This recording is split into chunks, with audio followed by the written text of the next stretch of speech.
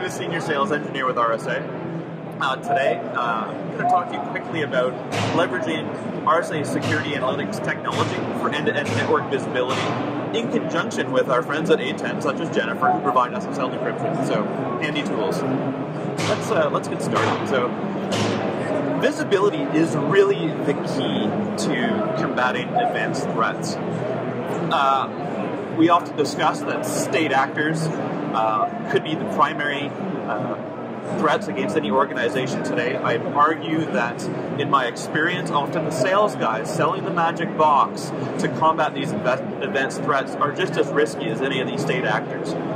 What we've learned in my experience and many companies these days is you need a lot of in-depth next-generation solutions integrated together and working in conjunction to really provide deep end-to-end visibility to give you a fighting chance against any of these advanced threats that are targeting organizations today. And I'll go through a few examples of what those look like.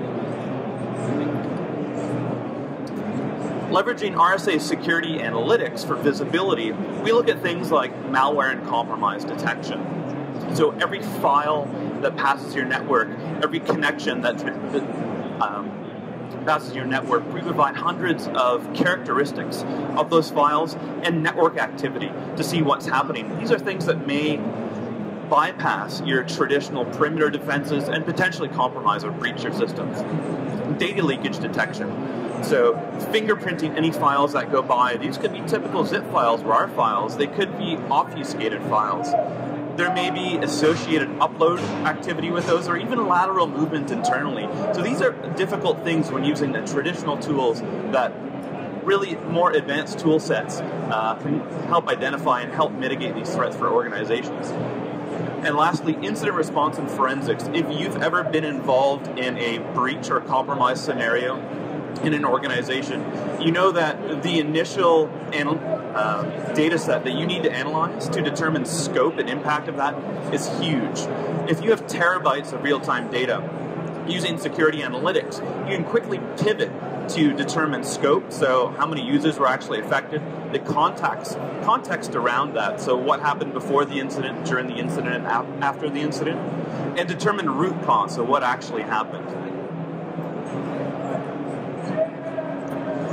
While security analytics provides deep network visibility, with our friends at A10 Networks, they can give us visibility into the ingress and egress of all the SSL traffic within an organization. That helps fill a lot of blind spots that we have. If you've ever done analysis on traffic, it's very important to see what's actually happening within the SSL encrypted traffic, so you can figure out what happened during an incident that's targeting the organization. We at EMC and RSA categorize threats into 4 different buckets. We categorize them into state actors, into cyber criminals, hacktivists, and script kiddies. And each one of these has their own set of tools, tactics, and procedures to go after organizations.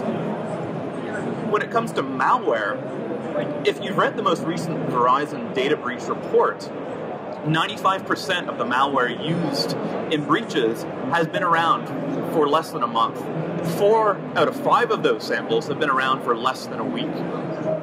So if you're using traditional security-based perimeter solutions to actually defend against these, you're fighting a losing battle. Our goal with security analytics is to reduce that attacker free time. Attacker free time being the time for when an attacker gets into an organization and you discover that attack and mitigate that threat. The industry right now still has a very bad statistics surrounding those attacker free time. It's still measured in weeks to months and sometimes years until an organization discovers what's happening. Really, where we're trying to go with this is seconds to minutes. Hopefully not hours, but reducing the attacker free time to the smallest amount possible so you can combat these threats. The question you need to ask yourself right now is, within your organization, if a piece of malware were to be downloaded via SSL and it deletes itself, do you have any solution that gives you visibility into that type of activity? This is a really interesting example of off-the-shelf malware that we've investigated within security analytics, and I'll go through it a bit since it may not be visible. Hey, better mic up here. There we go. So at the top left, we actually have a Chinese academic institution. To the right of that was actually a link in the English news section of their website, and when users went into the English news section and clicked on the link, it launched obfuscated Java code within the browser. Unbeknownst to the user was just displayed with a 404 error, but what was actually happening was they were redirecting to the host.txt file on the right, which was then instructing the malware to download, in this case it was 30 different pieces of payload down to the user's system. Now, while that's interesting in itself, what makes it really tough to combat these type of threats is that host.txt file can be changed hourly or daily. So if you're trying to design a signature for this to identify with this, it may be out of date within the hour once the attacker updates the host file and that drive-by malware is now pointed at a different payload.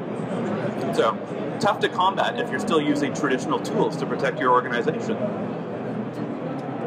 For botnet detection, on the far left we have an example of detection for zero or small payloads within security analytics. We look for different things like protocol anomalies, presence of crypto. Well, presence of crypto is not necessarily a bad thing to my friends at A10. Crypto that's not common within the organization and crypto that's tunneling through different areas, very suspicious. Single ICMPs that could be indicative of malware calling home or a keep alive. DNS with files, usually very bad, don't know too many users that transmit files through DNS. C2 beaconing detection, you can see some C2. C2 can be very predictable, especially if you visualize at the bottom. It's very regular occurrences reaching out. And then blacklisted domains, IPs, or combining this with any of the threat intelligence that you leverage within your organization.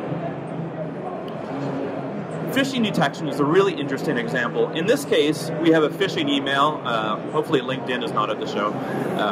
But we triggered on an email that had an obfuscated zip attachment. On the far right, we actually reconstructed the email within security analytics.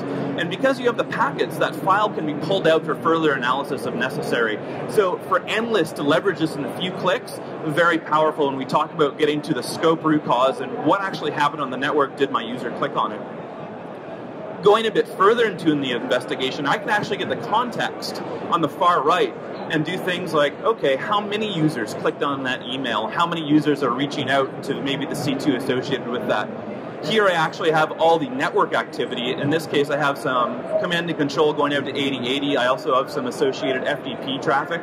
On the far right, I'm reconstructing that traffic, and again, those files are available to extract for further analysis, put through a sandbox for further analysis. So there's a lot of things that are very valuable that they can do with that traffic, especially if you can pull out the files for reconstruction later on. And finally, data leakage detection. In this instance, we have a post going out to a Chinese website that's posting some credit card information from hosts. We've seen this within clients, not necessarily credit card information, but I've seen a lot of data leakage going through HTTP posts. Very interesting, so keep in mind having solutions in place that can be able to detect this type of behavior. In the middle, I've got an interesting example of a 2 megabyte executable that was downloaded through HTTP and then initiated an SSH tunnel within a few minutes to that system. And then finally, I have some black hole detection that was occurring on the network as well. As Jennifer mentioned, we're seeing about a third of traffic, inbound and outbound, from all organizations is now encrypted. If you've noticed over the past couple of years, your favorite websites, Google, Gmail, LinkedIn, Facebook, by default, they're all SSL encrypted now. So these are blind spots that attackers can and have leveraged for dropping payloads, social engineering on users, command and control. Gartner's telling us that 50% of attacks by 2017 are going to use SSL to bypass existing controls on your network. And over 80% of organizations right now aren't doing any SSL decryption. So to quickly summarize, speed matters. For us as analysts, it's very important. That attacker free time of detecting an attacker once they get into your organization, we want to shorten that time to the smallest amount possible. Traditional tools and non-traditional attackers are adapting to our defenses a lot quicker than we're adapting to them. If your analysts are going in day to day with the mindset of everything is okay until my SIM tells me otherwise, they would probably be better off approaching their analysis every day as, I have a couple of machines compromised on my network, how am I going to find those systems? And that's the world we're in these days. Lack of prioritization, so finding the context of what happened during that attack. I have those packets for as far back as I need to go, as far forward, I can see the context around it.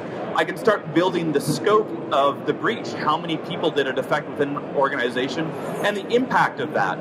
So knowing the impact and the scope, I can leverage my security team to go and mitigate those threats. If I don't know how my business was impacted, how do I know where to tell my analysts to remediate that? And a lot of my clients don't have unlimited funds with huge security teams. They have some very talented analysts that are underwater. So being able to provide that information, that context, makes their jobs a lot easier and a lot more efficient. And finally, square peg, round hole syndrome. If you're trying to combat these threats and identify them using signatures and logs to identify and mitigate them, you're fighting a losing battle. Success, to us, is correlating logs, packets, and endpoints, in addition to leveraging SSL decryption for those blind spots to give your organization a fighting chance at combating these threats.